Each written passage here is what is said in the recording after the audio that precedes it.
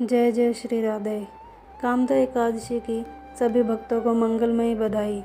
शास्त्रों के अनुसार कामदा एकादशी का पर्व चैत्र मास के शुक्ल पक्ष की एकादशी तिथि को मनाए जाने का विधान है। इसे आम भाषा में फलदा एकादशी भी कहकर बुलाया जाता है। शब्द फलदा का अर्थ है फल की प्राप्ति और शब्द कामदा का अर्थ है कामनाओं की दात्री, अर्थात कामनाओं को पूरा करने वाली। इसे शास्त्रों में भगवान विष्णु का उत्तम व्रत कहकर संबोधित किया गया है।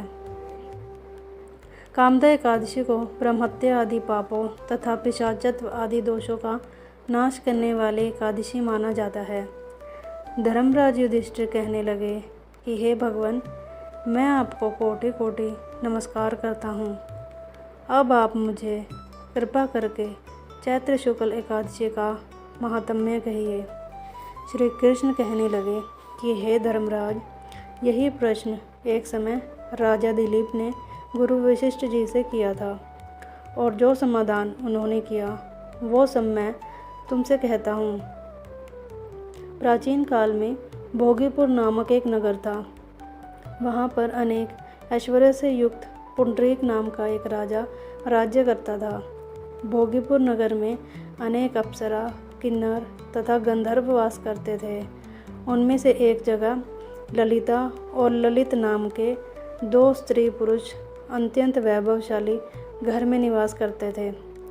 उन दोनों में अत्यंत स्नेह था, यहाँ तक कि अलग अलग हो जाने पर दोनों व्याकुल हो जाते थे। एक समय पुंडरीक की सभा में अन्य गंधर्वों सहित ललित भी गान कर रहा था। गाते गाते उसको अपने प्रिय ललिता का ध्यान आ गया और उसका स्वर भंग होने के कारण गाने का स्वरूप बिगड़ गया। ललित के मन में भाव जानकर कारकोट नामक नाग ने पद भंग होने का कारण राजा से कह दिया। तब पुंडरीक ने क्रोधपूर्वक कहा कि तू मेरे सामने गाता हुआ अपनी स्त्री का स्मरण कर रहा है, अतः तू कच्चा मांस और मनुष्य को खाने वाला राक्षस बनकर अपने किए कर्म का फल भोग। पुंडरीक के श्राप से ललित उसी क्षण महाकाय विशाल राक्षस हो गया। उसका मुख अत्यंत भयंकर, नेत्र सूर्य चंद्रमा की तरह प्रदीप्त तथा मुख से अग्नि निकलने लगी। उसकी नाक पर्वत की कंदरा के समान विशाल हो गई और गर्दन पर्वत के समान लगने लगी। सिर के बाल पर्वतों पर खड़े वृक्षों के समान लगने लगे तथा भुजाएं अत्यंत लंबी हो गई। कुल मिलाकर उसका शरीर 8 योजन के विस्तार में हो गया। इस प्रकार राक्षस होकर वह अनेक प्रकार के दुख भोगने लगा। जब उसकी प्रियतमा ललिता को यह वृत्तांत मालूम हुआ तो उसे अत्यंत खेद हुआ और वह अपने पति के उद्धार का यत्न सोचने लगी। वह राक्षस अनेक प्रकार के घोर दुख सहता हुआ घने वनों में रहने लगा। उसकी स्त्री उसके पीछे पीछे जाती और विलाप करती रहती। एक बार ललिता अपने पति के पीछे घूमती घूमती विंध्याचल पर्वत पर पहुंच गई, जहां पर श्रृंगी ऋषि का आश्रम था। ललिता शीघ्र ही श्रृंगी ऋषि के आश्रम में गई और वहां जाकर विनीत भाव से प्रार्थना करने लगी। उसे देखकर श्रृंगी ऋषि बोले कि हे सुभगे, तुम कौन हो और यहाँ किस लिए आई हो? ललिता बोली कि हे मुने, मेरा नाम ललिता है। मेरा पति राजा पुंडरीक के श्राप से विशालकाय राक्षस हो गया है। इसका मुझको महान दुख है। उसके उद्धार का कोई उपाय बतलाइए। श्रृंगी ऋषि बोले, हे गंधर्व कन्या, अब चैत्र शुक्ल एकादशी आने वाली है, जिसका नाम कामदा एकादशी है।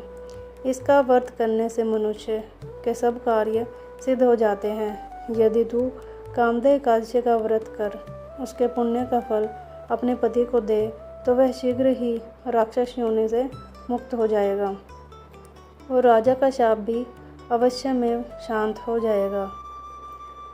मुनि के ऐसे वचन सुनकर ललिता ने चैत्र शुक्ल एकादशी आने पर उसका व्रत किया और द्वादशी को ब्राह्मणों के सामने अपने व्रत का फल अपने पति को देती हुई भगवान से इस प्रकार प्रार्थना करने लगी कि हे प्रभु, मैंने जो यह व्रत किया है इसका फल मेरे पतिदेव को प्राप्त हो जाए, जिससे वह राक्षस योनि से मुक्त हो जाए।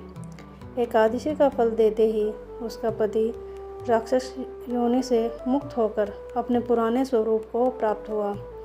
फिर अनेक सुंदर वस्त्राभूषणों से युक्त होकर ललिता के साथ विहार करने लगा। उसके पश्चात वे दोनों विमान में बैठकर स्वर्गलोक को चले गए। वशिष्ठ मुनि कहने लगे कि हे राजन, इस व्रत को विधि पूर्वक करने से समस्त पाप नाश हो जाते हैं तथा राक्षस आदि की योनि भी छूट जाती है। संसार में इसके बराबर कोई और दूसरा व्रत नहीं है। इसकी कथा पढ़ने या सुनने से वाजपेयी यज्ञ का फल प्राप्त होता है। जय जय श्री राधे।